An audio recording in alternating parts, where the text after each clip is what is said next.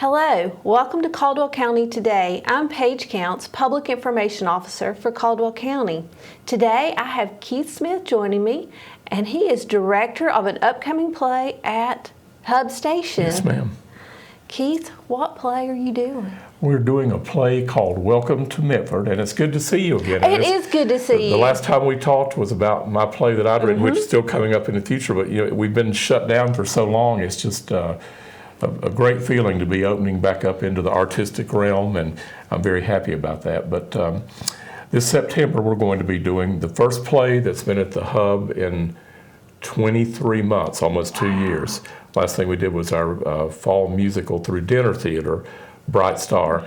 And this is not dinner theater, but it's a play called Welcome to Mitford.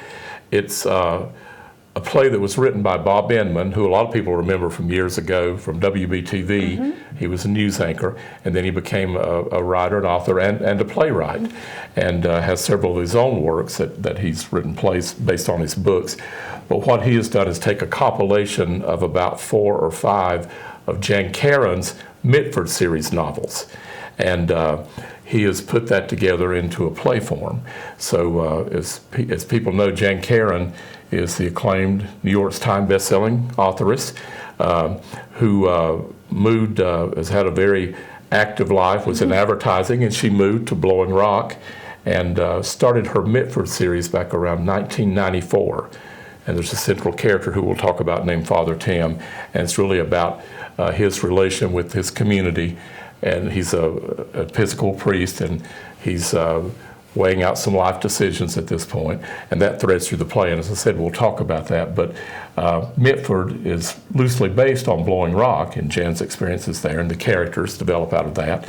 And so Welcome to Mitford is by Bob Inman, but based on Karon's novels, her series, the Mitford series. So.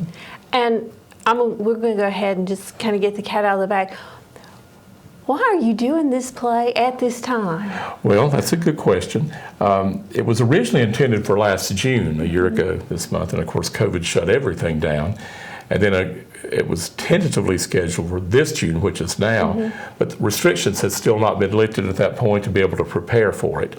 And also this play is in conjunction with the grand opening of Karon's Mitford Museum that is in the Hub Station. And so the play is to go along with that, and they're developing all that, and it's going to all come together in late September. And why Hudson for Karon's museum and this play? Karon grew up in the Lenore, Hudson area and went to school in Hudson before she moved to Charlotte, so she's had a strong connection with Hudson her entire life. And the Hub Station steering committee got her involved in coming back to Hudson, and she spoke, and then we had Karon Days, if you remember. I guess that was now 2 falls ago, right. So a year and a half ago, and she came down, and a lot of people were excited to see that she was involved in the community, and a lot of people read her novels, and they came from distances to see her. So they just worked with her, and she's at a point in her life where I think, she's still, I admire her because she's still very prolific with her writing. She could rest on her laurels, but she doesn't. But she's also looking somewhat to her heritage and her legacy, I think, and she's established basically a wing there in the Hub building, and it will be the Hub Station, and it will be the showcase, the showpiece will really be this Mitford Museum, as I said, which coincides with the play. And it might behoove people to say, or behoove me to tell people that the play it's 4 performances. It's not dinner theater. It's not affiliated with our dinner theater. We'll still have a dinner theater show later in the fall, in November, but we'll talk about that later. But the performance dates are September 24th and 25th, and that's a Friday and a Saturday. And then the reason I mentioned that's because the next week it's a Saturday performance and a Sunday matinee performance. But Saturday, October the 2nd, is the grand opening of the museum. So you'll have the play that night, but earlier in the day, the museum, the Karon Museum, will be open. And as we talked, we hope Jen will come up here and talk about that at some point. But it's only 4 performances as opposed to our usual 6, and it's not dinner theater again. But we're just looking forward to getting back into the flow of things. But coming up quickly you have auditions for the Yes. play, and this is a large cast. That was a good lead-in. I was going to talk about that next, so thank you, Paige. It's officially 13 men and 8 women, so it's a cast of 21, but you also have to have some teenagers for one scene, and you have to have townspeople, townsfolk, and church parishioners. And you can double cast the play, but Jan and I have talked about that. To have enough people, I'm looking for a cast of around 30-ish. And the play can be double cast, some of the roles are smaller, but I'd really like for each person to have an individual role, even if it's only 2 or 3 lines, and then they can be part of the village or part of the greater set of townsfolk. And this play had its debut at the Blowing Rock Stage Company in September of 2007. And so I noticed that from their cast list, they had about close to half their cast were equity actors. I knew several of the people involved, but there was some double casting. And if needs be, we will do that. But I'm really looking to have around 30 people. And they can range in age from Dooley. Young Dooley is a very prominent and prevalent character throughout this. He's a young, red-haired, freckle-faced boy of 11. So if you're red-haired, freckle-faced 11 and have tremendous artistic talent, then come to us.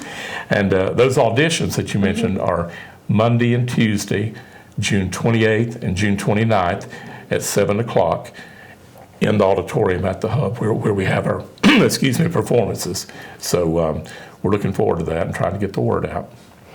And Jan, you expect her to be involved in auditions. She is. She's supposed to be at both nights of audition, and she wants to. She had said she'd like to be involved in. We've been conversing quite a bit, a couple times in person, also on the phone, and we've really seen eye to eye and feel very good about this collaboration. But she wants to. She has visions, obviously, since she created these characters, of what the characters should look like. And that's going to go a long way toward casting them. But we both agree we want the look, but you've got to be able to act. You could have the perfect look for a character and you'd not be able to act at all, and we're not going to pick that person. I mean, I'm not being mean. That's just the way it is.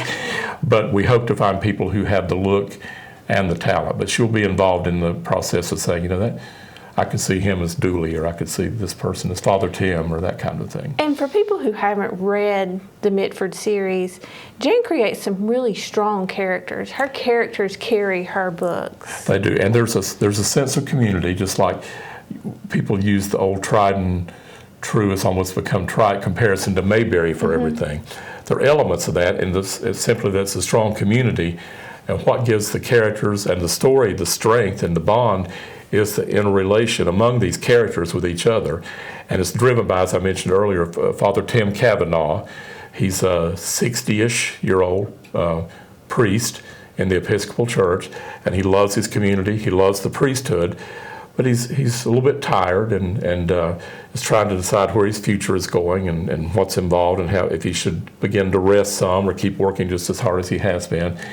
And he meets a lady and ends up getting married, Cynthia Coppersmith, who moves here, or moves to Mitford from up north.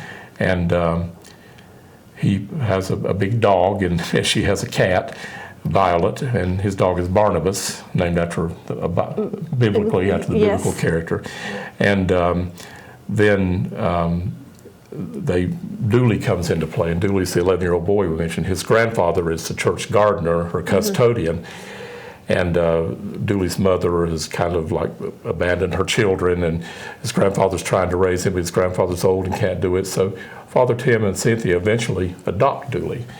But it's the interrelation with all the town characters. There's a diner, and it's like a lot of small town America where there's a group of people who gather, like every day to have their coffee and talk or their opinions and their lunch, but they gather at the diner fairly often. And there are other very colorful characters who are involved, really are very eccentric characters. And the thing that Jen and I talked about, and she agreed with me, that you don't want to make these characters caricaturish. The humor's written in. You don't try to play them as, overly gaudy. You play them true, and then the humor comes through that. but among all this sense of community and strong characters with fun lines and a lot of humor, but also with a sense of story of weaving, trying to find a direction in life. It's for all of us, what direction in life do we go and how much credence do we give to this and that, and that weaves through and it really carries the story and carries the play. What do people need to bring, if they want to audition, what do they need to do to prepare? What do they need to bring? Really not anything. If you are a little bit familiar with the story, it would help. We will have all people who end up being cast to read the first novel anyway to get a sense of understanding it, a foundation. But really just show up for his cold reading from the script. We'll have scripts. It's not a musical. There's a little bit of singing, church hymns, and that sort of thing. And I will showcase that as much because I just have to, showcase the music. So it'll be nice to have people who can sing, and not everybody will, not everybody has to, but we'll have some singers. But really just show up and read from the script, and there's no dancing. You don't have to wear comfortable clothes for a run through with the choreographer. You don't have to worry about getting up and having to prepare a musical piece. I may ask a couple people to sing a couple snippets of something from a hymn, but basically just cold reading, and that you have that look and are able to convey the character. That's what matters. Well, Keith, I'm excited to see theater coming back. I know. I'm a big fan of all the Hub performances, activities. I'm still actually, sometimes I find myself humming songs from Bright Star. So, if we had to have one to pause on for a while, I thought that was a good one to kind of come to a resting place, but now we forge ahead. So. But forging ahead, and so glad you're back. Tell us again the dates for auditions. Okay, the dates for auditions, it's Monday and Tuesday. That's June the 28th and the 29th. It's at 7 o'clock in the auditorium of the Hub station, and that's where the performance will be. You'll be auditioning on the stage where the actual performance will be in September. I'm almost wheezing from allergies. September the 24th and 25th, October 2nd and 3rd are the show dates. And again, there's a Pudding Stone concert on October the 1st. So the first weekend of the play is a Friday and Saturday, September 24th and 25th. It's not dinner, it's just the play. And then I'm sure some refreshments will be served there. And then the second week is October 2nd and 3rd, which is a Saturday night and a Sunday matinee. And that coincides with the grand opening of the museum on October the 2nd. So, thank you, Keith. Thank you for what you do for our artistic community. Well, I'm excited to see it back. Sweet to say that, and it's good for me because as much as I hope that it reaches out to people, it reaches me. During the shutdown, I really had a lot of issues with my identity because I identify so much as an artist, for better or worse, and just not being able, I did some writing, but as far as being able to perform, to put it in perspective, and I think I mentioned this on a previous show, 2020 was the first year since 1976 that I hadn't done at least one play, and usually several, either as an actor or a music director or a director.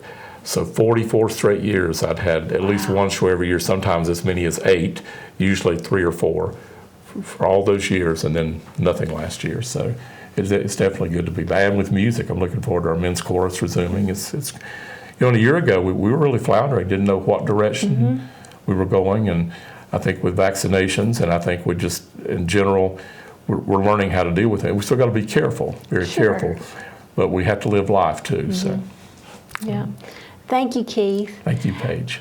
And thank you for watching Caldwell County Today.